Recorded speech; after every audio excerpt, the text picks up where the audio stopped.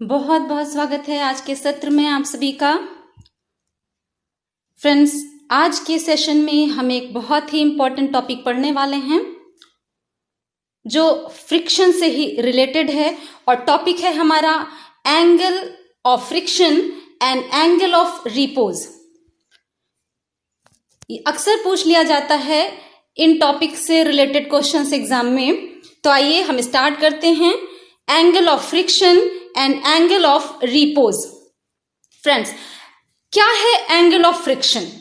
The angle of friction may be defined as the angle which the resultant of the limiting friction and the normal reaction makes with the normal reaction। आप देख सकते हैं इस diagram में जो मैंने अभी सेंटेंस बोला, the angle of friction may be defined as the angle which the resultant of the limiting friction and the normal reaction makes with the normal reaction। Diagram में आपको जो थीटा एंगल दिख रहा है वही एंगल ऑफ फ्रिक्शन है। आप देख पा रहे हैं फ्रेंड्स कि ये हमारा थीटा एंगल है और ये किन किन के बीच बनने वाला एंगल है। It is the angle which the resultant of limiting friction. आपको ये लिमिटिंग फ्रिक्शन दिख रहा है, एफएस मैक्स लिमिटिंग फ्रिक्शन है। Limiting friction and normal reaction जिसे आर से रिप्रेजेंट किया गया, इन दोनों के बीच इनका जो रिजल्टेंट निकला, limiting friction and normal reaction का रिजल्टेंट, जिसे यहां पे OC से रिप्रेजेंट किया गया है। This is the resultant of the limiting friction and normal reaction. अब ये रिजल्टेंट ऑफ लिमिटिंग फ्रिक्शन यानी ये limiting friction and normal reaction का जो रिजल्टेंट है वो नॉर्मल रिएक्शन के साथ में जो एंगल बना रहा है दैट इज थीटा, इसी को हम कहते हैं एंगल ऑफ फ्रिक्शन। तो फ्रेंड्स, आपको एंगल ऑफ फ्रिक्शन की डेफिनेशन क्लियर हो गई होगी। The angle of friction may be defined as the angle which the resultant of the limiting friction and normal reaction, यानी limiting friction and normal reaction का resultant जो कि ये है OC, यह normal reaction के साथ बनाता है। यानी ये वाला resultant इस normal reaction के साथ में जो एंगल बना रहा है उसी को हम कहते हैं एंगल ऑफ फ्रिक्शन, जिसे यहां थीटा से रिप्रेजेंट किया गया। एंगल ऑफ फ्रिक्शन जब हमने देखा तो उसी डायग्राम में हम देखते हैं कि किसी सरफेस पर जब ऑब्जेक्ट रखा हुआ है तो उस पे कौन कौन से फोर्सेस लग रहे हैं। तो फ्रेंड, ऑब्जेक्ट पर जो एक फोर्स लग रहा है वर्टिकली डाउनवर्ड डायरेक्शन में, उसका वेट W है। दूसरा, वेट से अपोजिट डायरेक्शन में जो कि होगा normal reaction, vertically upward direction.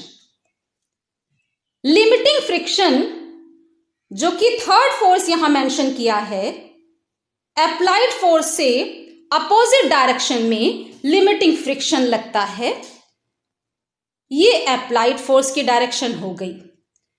Friends, the resultant of limiting friction यानी एफएस मैक्स जो लिमिटिंग फ्रिक्शन है ये और नॉर्मल रिएक्शन, इनका रिजल्टेंट जिसे हमने OC से रिप्रेजेंट किया है, इसी चीज को हमने एंगल ऑफ फ्रिक्शन को एक्सप्लेन करने में यूज किया था। तो फ्रेंड्स, ये चीज आपने देखा कि हम किस तरह से एंगल ऑफ फ्रिक्शन को यहां पर एक्सप्लेन कर पाए। अब एंगल ऑफ फ्रिक्शन से रिलेटेड एक वेरी इंपॉर्टेंट रिलेशन जिसे अक्सर डिराइव करने के लिए दिया जाता है एग्जाम में, और वो रिलेशन क्या है, the coefficient of static friction is equal to the tangent of the angle of friction. अभी आपने एंगल ऑफ फ्रिक्शन को थीटा से रिप्रेजेंट किया।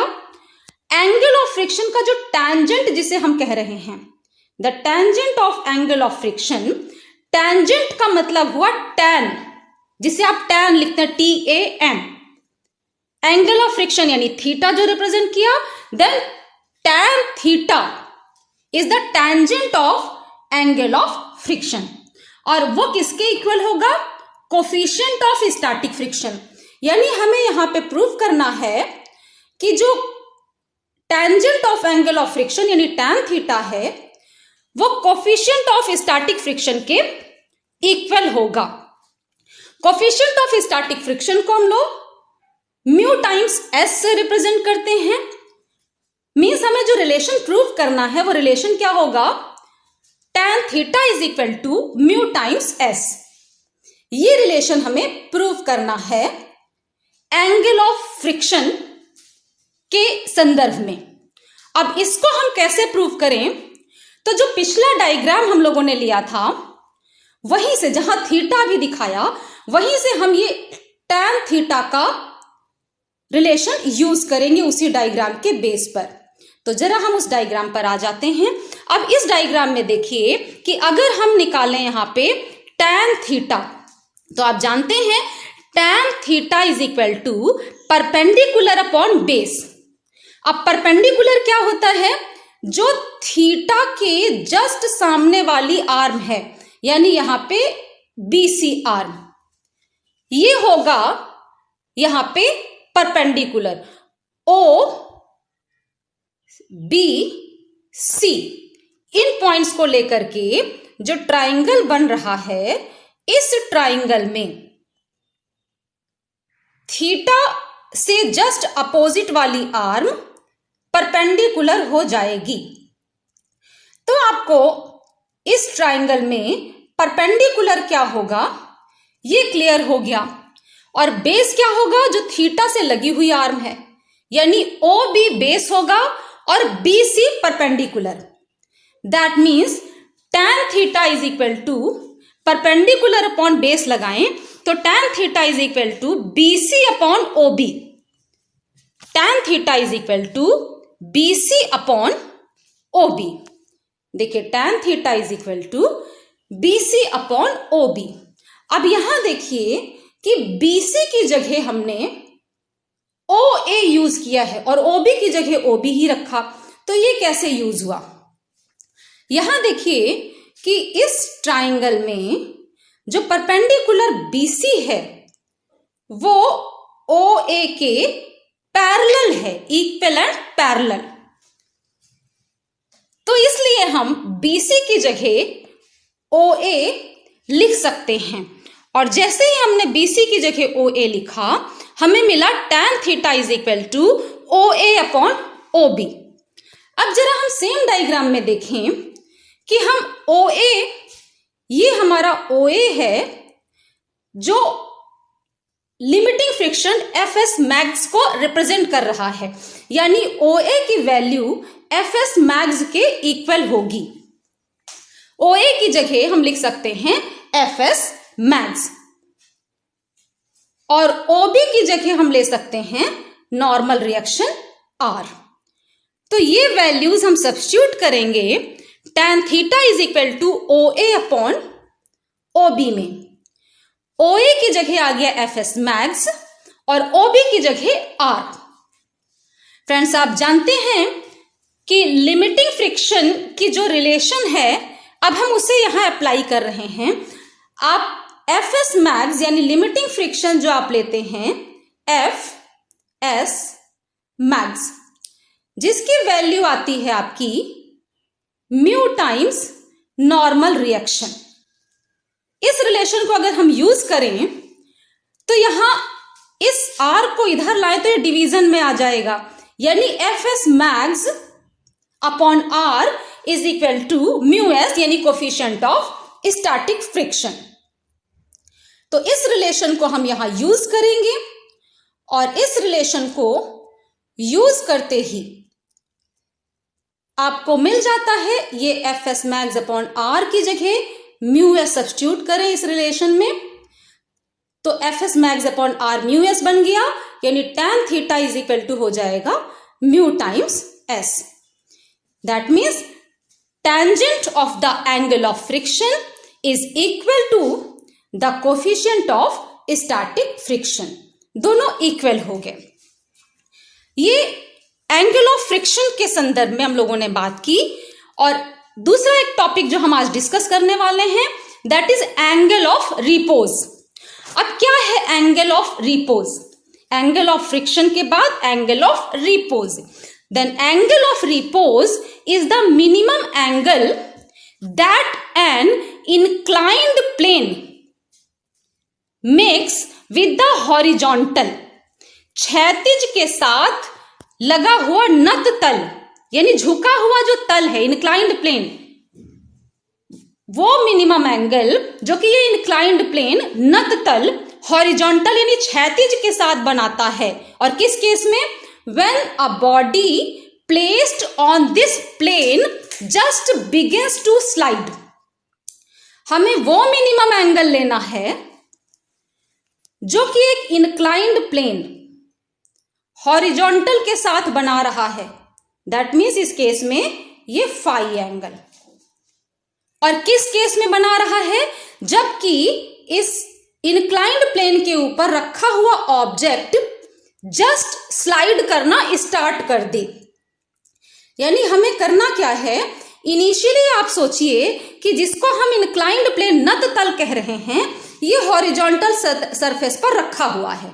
हम क्या करें? इस हॉरिजॉन्टल सरफेस के एक साइड को ऐसे ही रहने दें, दूसरे साइड को धीरे धीरे ऊपर उठाना शुरू करें जिसके ऊपर ये ऑब्जेक्ट पहले से ही रखा हुआ है।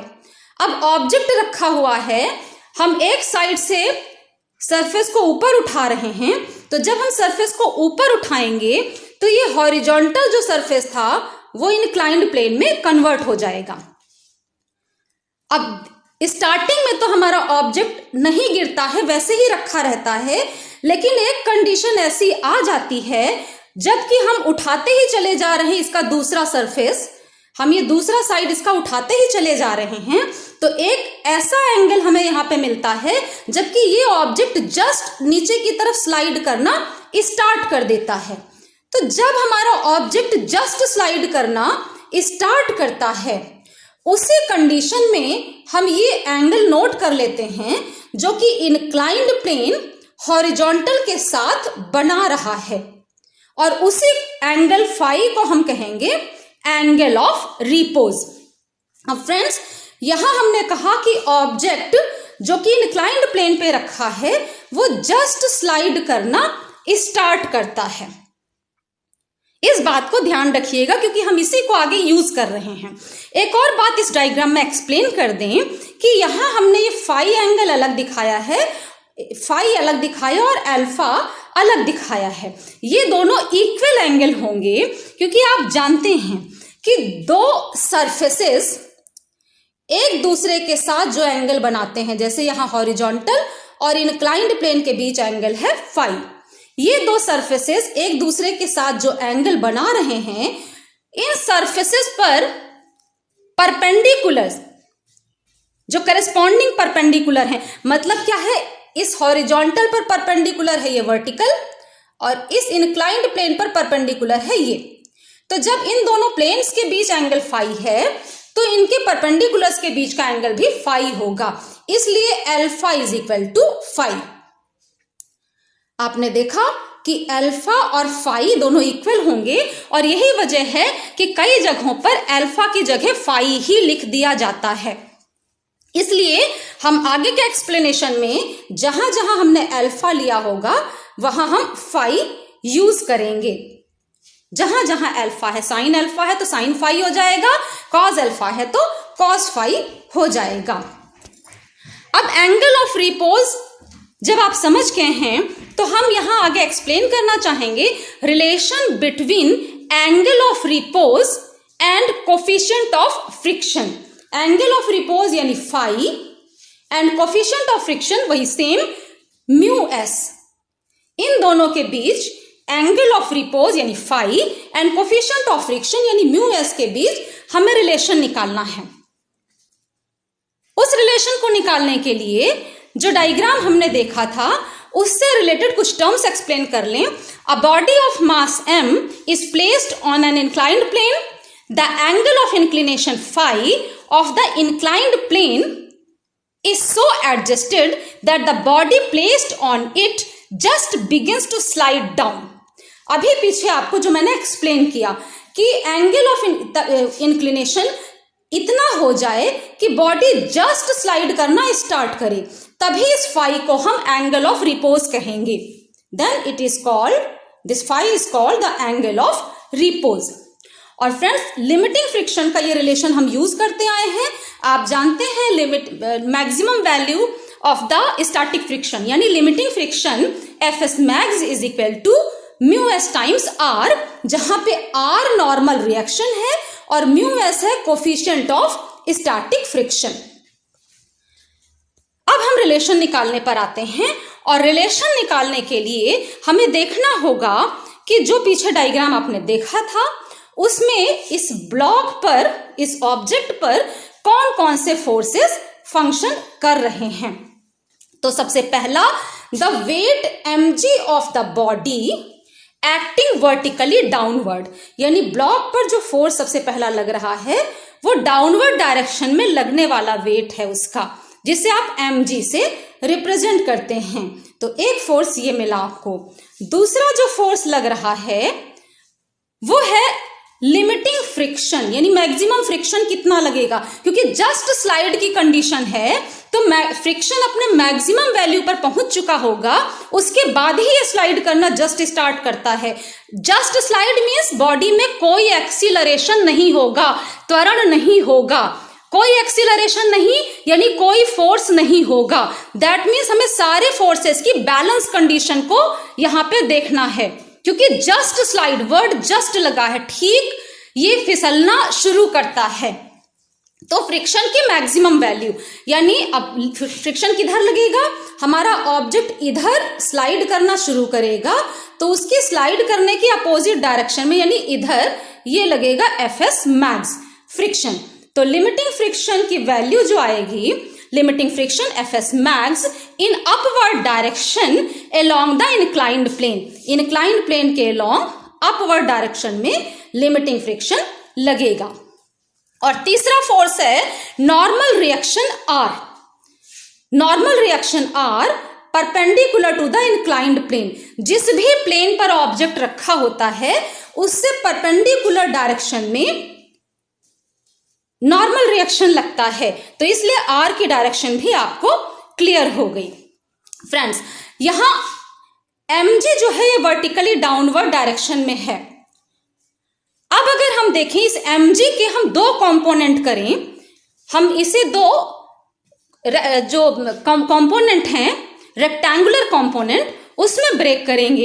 एक कंपोनेंट जो इंक्लाइंड प्लेन है इससे परपेंडिकुलर डायरेक्शन में आएगा, mg इस डायरेक्शन में है तो इंक्लाइंड प्लेन से परपेंडिकुलर डायरेक्शन में एक कंपोनेंट, और दूसरा कंपोनेंट जो इंक्लाइंड प्लेन के अलोंग आएगा. ये दो इसके रेक्टेंगुलर कंपोनेंट हो जाएंगे.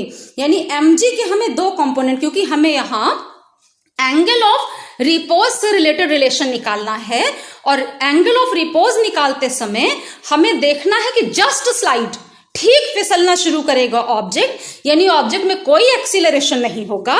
जब कोई एक्सीलरेशन नहीं, इसका मतलब नो फोर्स, बैलेंस कंडीशन. तो हमें फोर्सेस की बैलेंस कंडीशन से इक्वेशन बनानी है. उन इक्वेशंस को सॉल्व करके एंगल ऑफ रिपोज से रिलेटेड हम रिलेशन निकालेंगे. तो अब हम बैलेंस कंडीशन कैसे निकालें?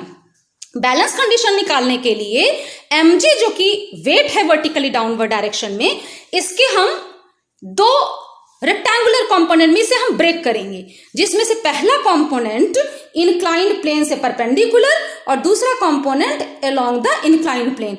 ये दो कंपोनेंट आपको mg के मिलेंगे. अब ये दो कंपोनेंट जो हमें मिलेंगे उसमें से देखिए, ये एंगल तो हम आपको एक्सप्लेन कर चुके हैं, alpha is equal to 5. Alpha is equal to 5. अब इस एंगल को ध्यान में रखें तो यहां पर एक ये ट्राइंगल बन रहा है. 5 के सामने वाला परपेंडिकुलर होगा और ये वाला बेस. अब अगर हम कंपोनेंट में mg को ब्रेक करते हैं तो थीटा से लगी हुई डायरेक्शन का जो कंपोनेंट आएगा वो mg cos थीटा होता है, यहां mg cos अल्फा, और जो थीटा से नहीं लगा हुआ कंपोनेंट है यानी ये वाला कंपोनेंट वो आएगा mg sin अल्फा। अगर ये कंपोनेंट निकालने में कोई प्रॉब्लम है तो आप कमेंट में जरूर डालिएगा, मैं उससे रिलेटेड वीडियो भी आपको सेंड करूंगी। अब यहां आपने देखा कि एक कंपोनेंट इसका मिल गया हमें mg cos अल्फा और दूसरा कंपोनेंट हमें मिल गया mg sin अल्फा। अल्फा इज इक्वल टू 5 है, इसलिए हमने यहां पे लिए mg sin अल्फा की जगह mg sin 5 और mg cos अल्फा की जगह mg cos 5। दोनों एक ही बात है। ये जो mg sin अल्फा है यही है mg sin 5 और ये जो mg cos अल्फा है यही है mg cos 5। अब यहां देखिए जो mg cos अल्फा या mg cos 5 है ये नॉर्मल रिएक्शन R से जस्ट अपोजिट है। इसके अलावा इंक्लाइंड प्लेन से परपेंडिकुलर और कोई भी फोर्स नहीं है। दैट मीन्स ये R और mg cos अल्फा एक दूसरे के इक्वल एंड अपोजिट होंगे, यानी एक दूसरे को बैलेंस करेंगे। इसलिए देखिए यहां मैंने दिया R balances mg cos 5, cos alpha यानी cos 5। इसी तरीके से अगर हम अलोंग द इंक्लाइंड प्लेन देखें तो एक फोर्स है Fs मैक्स और उससे just opposite mg sin alpha या mg sin 5। इसके अलावा इंक्लाइंड प्लेन के अलोंग कोई फोर्स नहीं है। दैट मीन्स ये दोनों एक दूसरे को बैलेंस करेंगे, इक्वल एंड अपोजिट। तो वो चीज हमने यहां मेंशन कर दिया है। अब आपको समझ में आ गया कि परपेंडिकुलर टू इंक्लाइंड प्लेन एक इक्वेशन बन जाएगी and along the inclined plane दूसरी इक्वेशन बन जाएगी। In this way we get these two equations. कौन सी दो इक्वेशंस मिलती हैं? एक तो हमें मिल जाती है Fs max is equal to mg sin 5 और दूसरी हमें मिल जाती है R is equal to mg cos 5। ये परपेंडिकुलर टू इंक्लाइंड प्लेन वाले फोर्सेस, ये अलोंग द इंक्लाइंड प्लेन वाले फोर्सेस। तो दो डायरेक्शन के दो इक्वेशन बन गए और इसको सॉल्व करके हमें एंगल ऑफ रिपोज यानी फाई के लिए रिलेशन निकालना है। तो इन्हें हम सॉल्व कैसे करेंगे? इक्वेशन 1 को इक्वेशन 2 से डिवाइड कर दें और जब हम इक्वेशंस को डिवाइड करते हैं तो लेफ्ट साइड लेफ्ट को डिवाइड करेगा एंड राइट साइड राइट को डिवाइड करेगा। तो फ्रेंड्स यही काम हमें करना है, लेफ्ट को लेफ्ट डिवाइड कर दे और राइट को right, dividing equation 1 by equation 2। जैसे ही हम डिवाइड करेंगे आप देखिए लेफ्ट ने लेफ्ट को डिवाइड कर दिया, राइट ने राइट को डिवाइड किया। इस डिवीजन में mg कैंसिल हो जाएगा, sin 5 अपॉन cos 5 से बन जाएगा tan 5।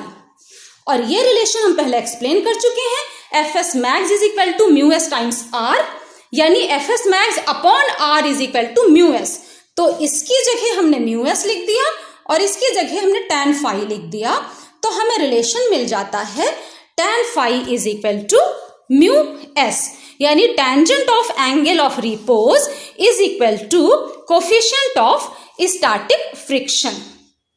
Friends as we get μs is equal to tan 5, हमें ये रिलेशन मिला एंगल ऑफ रिपोज के लिए। इसके अलावा हम पहले भी निकाल चुके हैं μs is equal to tan theta, यानी tangent of angle of friction is also equal to coefficient of static friction. That means tangent of angle of repose is equal to coefficient of static friction and tangent of angle of friction is also equal to coefficient of static friction. यानी इन दोनों equation में left side equal है तो दोनों के right side भी equal होंगे। That means tan theta is equal to tan 5, यानी theta is equal to 5। That means angle of repose and angle of friction दोनों ही इक्वल होंगे। तो friends angle of repose and angle of friction में आज इतना ही। आगे की जानकारी के लिए देखते रहिए आगे के वीडियोस। तब तक के लिए थैंक यू। अगर ये वीडियो आपके लिए हेल्पफुल है तो वीडियो को लाइक करना और चैनल को सब्सक्राइब करना बिल्कुल भी ना भूलें। Thank you.